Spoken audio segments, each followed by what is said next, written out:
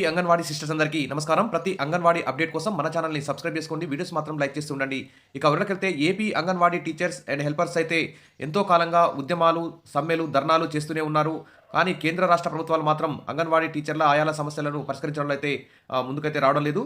లక్షల కోట్లు ఖర్చు పెట్టి అనేక సంక్షేమ పథకాలు అమలు చేస్తున్న ప్రభుత్వాలు మరి అంగన్వాడీ టీచర్లు, ఆయాలకి కనీస వేతనాలు అమలు చేయడంలో ఆహ్, ఎందుకో మరి జాప్యం అయితే చేస్తున్నాయి. ఆల్రెడీ సుప్రీంకోర్టు, హైకోర్టులు తీర్పులిచ్చాయి. వారిని ప్రభుత్వ ఉద్యోగులుగా గుర్తించండి. వారికి పెన్షన్, గ్రాట్యుటీ, వాళ్ళ కనీస వేతనాలు అమలు చేయండి అని ఆల్రెడీ తీర్పులు కూడా వచ్చాయి. కనీస వేతనాల చట్టం కూడా అమలవుతోంది. అయినా కానీ మరి కేంద్ర రాష్ట్ర ప్రభుత్వాలు అంగన్వాడీ టీచర్లకు కనీస వేతనాలు అమలు చేయకపోవడం అన్యాయం.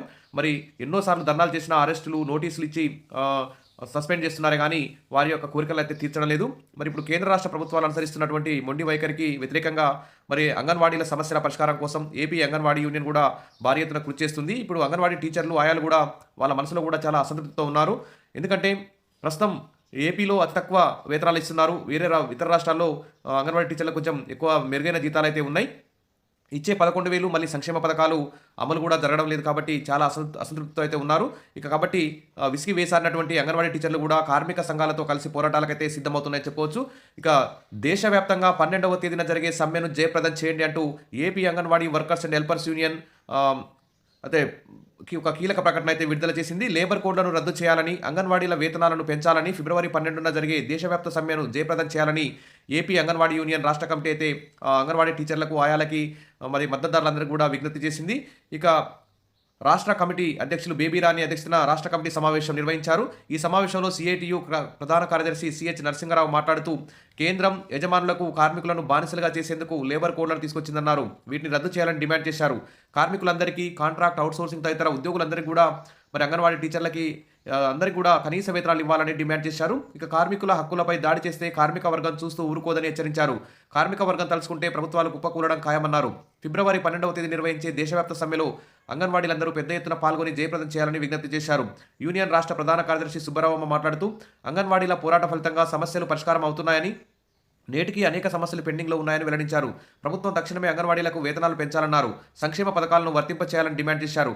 మట్టి ఖర్చులకు సంబంధించి ఉత్తర్వులున్నా అనేక జిల్లాల్లో అమలు చేయడం లేదన్నారు. మినీలను మెయిన్ సెంటర్లుగా మార్చాలన్న ప్రభుత్వ ఉత్తర్వులను అన్ని జిల్లాల్లో అమలు చేయాలని డిమాండ్ చేశారు. మే నెల మొత్తం వేసవి సెలవులు ఇవ్వాలని డిమాండ్ చేశారు. ఈ మేరకు రాష్ట్ర కమిటీ సమావేశంలో ప్రవేశపెట్టిన తీర్మానాలను ఏకగ్రీవంగా ఆమోదించారు.